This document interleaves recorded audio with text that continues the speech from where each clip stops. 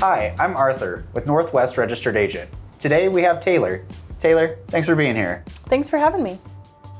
Today we're going to be talking about when you should get a new EIN, and we'll talk about the differences for single and multi-member LLCs.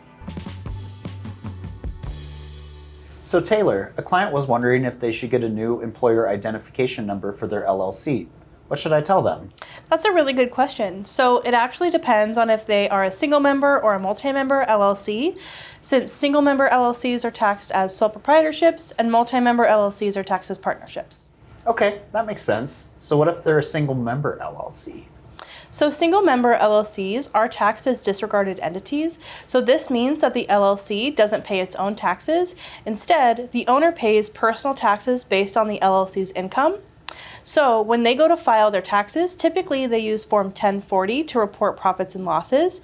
They do have the option to use their own social security number for this or obtain a different EIN, whatever works best for them. So is there any other situation where they might need a new separate EIN? Yes, so if they incorporate the LLC, or if they add any additional members, buy or inherit an existing business, or become subject to additional excise tax liabilities or bankruptcy proceedings, they most likely need a new EIN. If they're not sure, then they can always double check with the IRS or directly with their business attorney.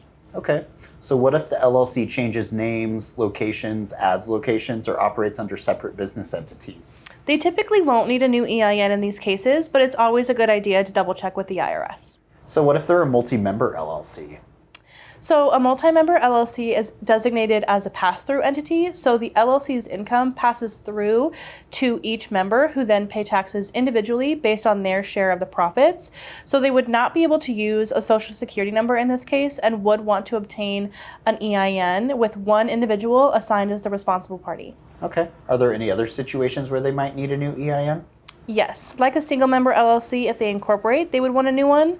And if a partner takes over and operates as a sole proprietorship, or if they terminate the multi-member LLC and create a new one. Okay, what if the multi-member LLC changes its name? Would they need a new EIN then?